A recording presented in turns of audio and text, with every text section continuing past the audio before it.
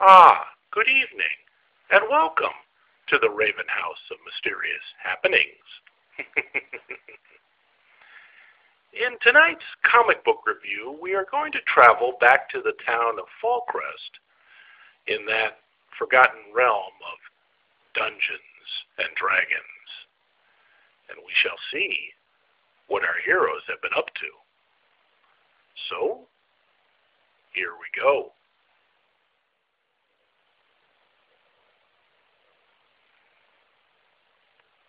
Dungeons and Dragons, issue number 2.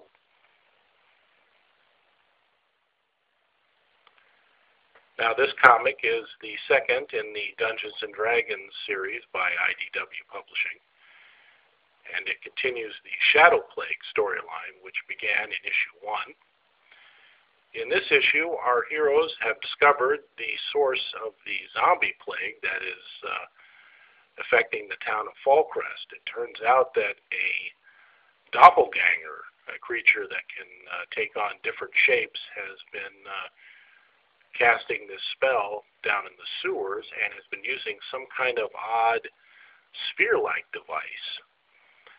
Now, our heroes are able to interrupt the spell, and as a result, the curse is lifted from the town.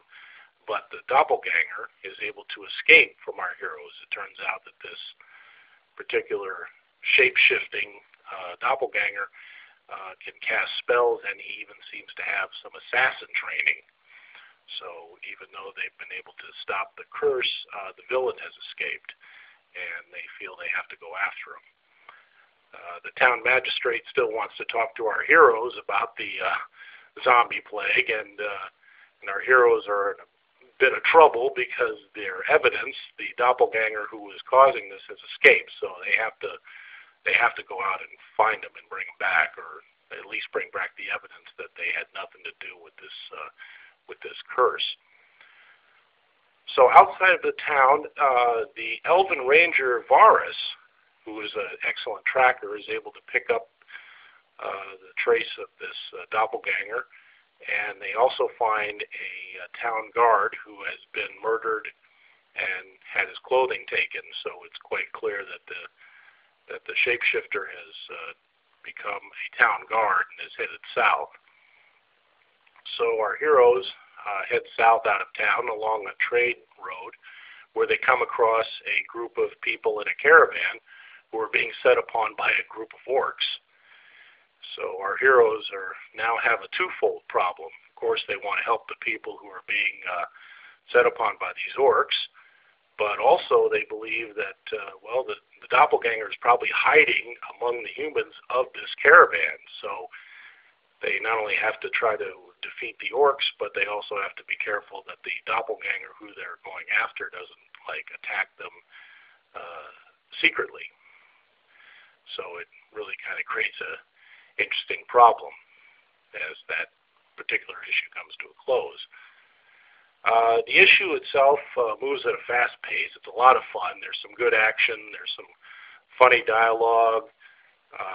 It's a great read, and the artwork is just amazing. I've been very impressed with the artwork in this series so far, and this issue is no exception. It just looks really good.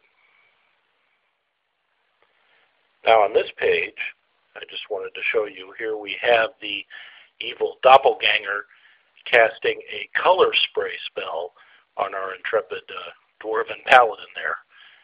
The artwork throughout the issue is very good, but what I particularly like is how spells are made to look just more vibrant in the color. They really stand out, and in this particular page, it really makes it look good. So really kind of adds to the enjoyment of reading the issue, and I felt that was at least worth mentioning. Well, that's about it for my review. This is a great issue. It's continuing the storyline very well, and as I said, the artwork is great, and this is a really good issue. It's definitely worth picking up. They've done a great job so far with this Dungeons and Dragons title, and I can't wait to see where the storyline is going. As it turns out, I'm doing this review on Christmas Eve, so I just wanted to take a moment to say Merry Christmas and Happy Holidays to all my friends out there who've been watching these videos. I very much appreciate it, and I wish you and your families all the best for this holiday season and for the new year. So thank you, as always, for your support, and thank you for listening.